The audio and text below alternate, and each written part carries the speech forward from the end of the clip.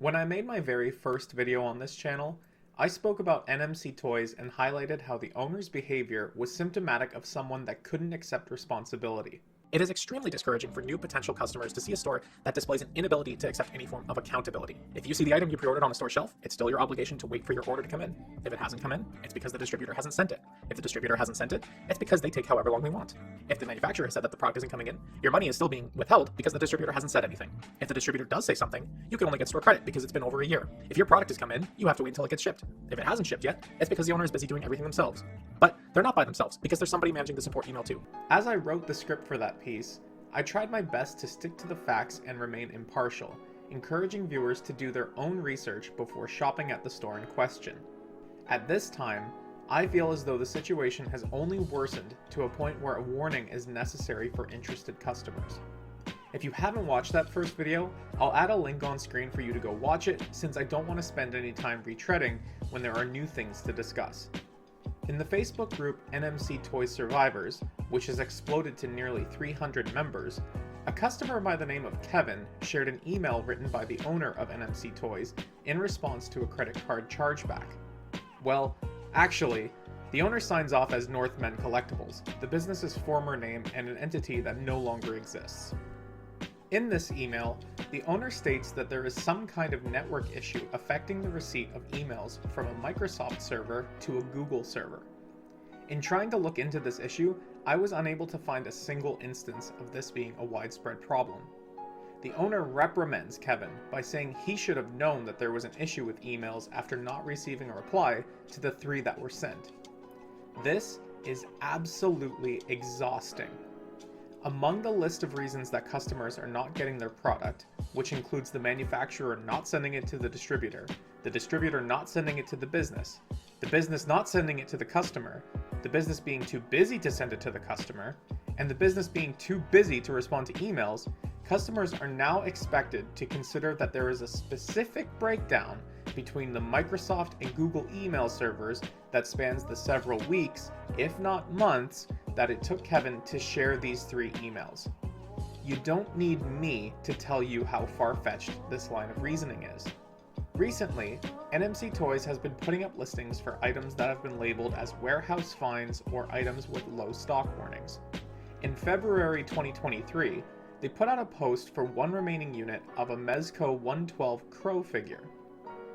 An alleged customer responded to the tweet saying that they had actually ordered the item 2 years ago without receiving it, citing a complete lack of response to their emails and accusations of theft toward the business. This resulted in a string of tweet replies from the owner that all have issues in their logic. The first tweet says that if you haven't received an item, it's because the business hasn't received it yet.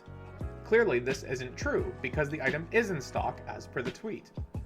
The second tweet is the owner saying that they tried to look up the customer's order, but there are too many customers from that geographic area to sort through. If that were true, why not search your emails for the item rather than the shipping destination? In the third reply, the owner results to name calling, which is a really bad look for the business regardless of context. It's also worth noting that the owner cites that the customer hasn't provided any useful information in tracking the order, but in the face of knowing that the customer is located in Surrey, they are completely unable to do anything. I don't know why the owner would publicly react in this manner, not when they are still in the business of hiding Facebook comments from unruly customers.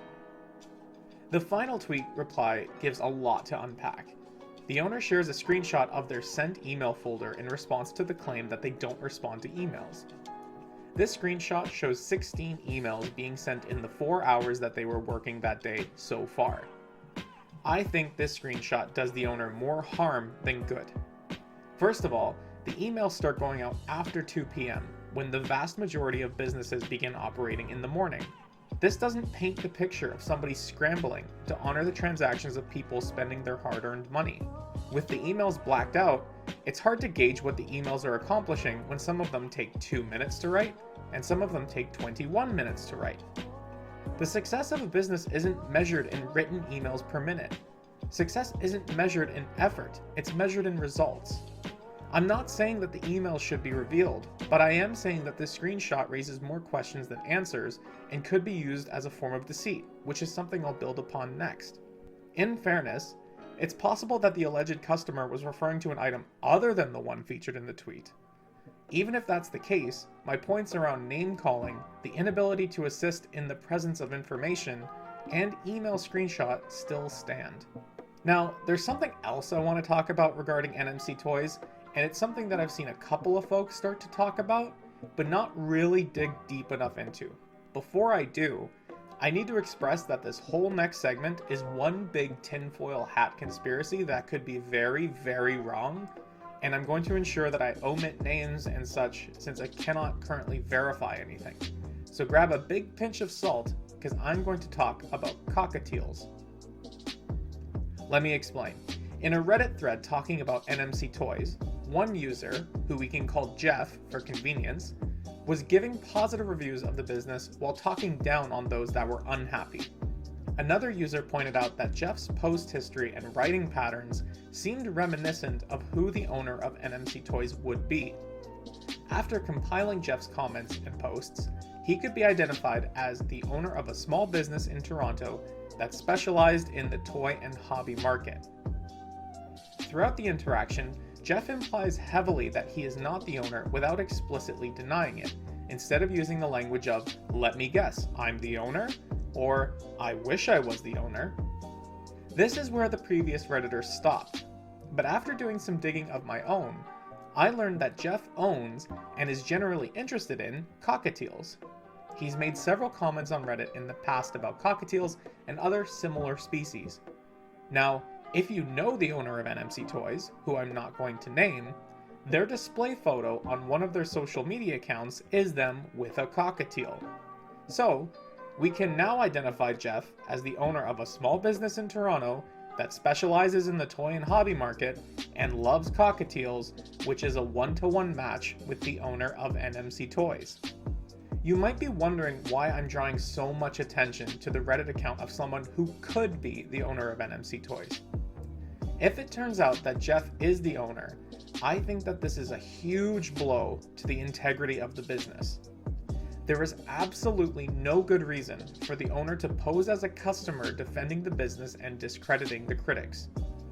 Furthermore, this would cast doubt on the integrity of unverifiable accounts that are sharing positive reviews of the storefront.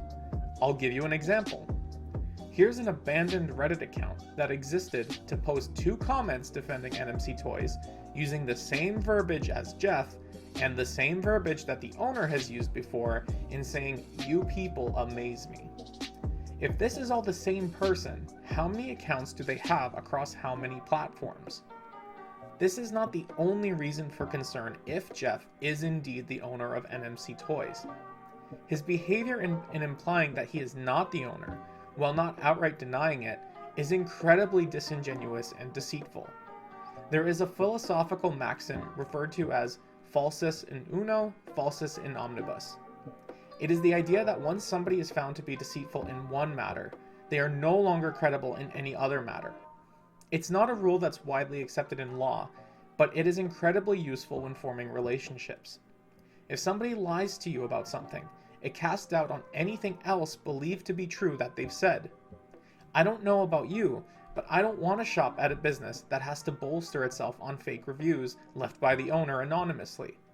I don't want to give my money to a person who can't be truthful about who they are or how they conduct themselves. If I know they lie about one thing, how do I know they aren't lying to me about why my orders aren't being fulfilled? As a reminder, this is all a big tinfoil hat conspiracy, and I will leave it to you to decide what you believe to be true. Maybe Jeff isn't the owner of NMC Toys, but I have a hard time believing that they are completely separate individuals. Even if it turns out that this isn't the owner, the inability to accept accountability and the public finger wagging on social media is cause enough for me to say, do not shop at NMC Toys. Thank you very much for watching. When I made this YouTube channel, it was a way for me to shout into the void whenever I see people complaining about smaller toy companies charging too much, or people complaining about quality control. I make these videos for me, but if you find them interesting or entertaining, I hope you'll let me know. Enjoy the rest of your day.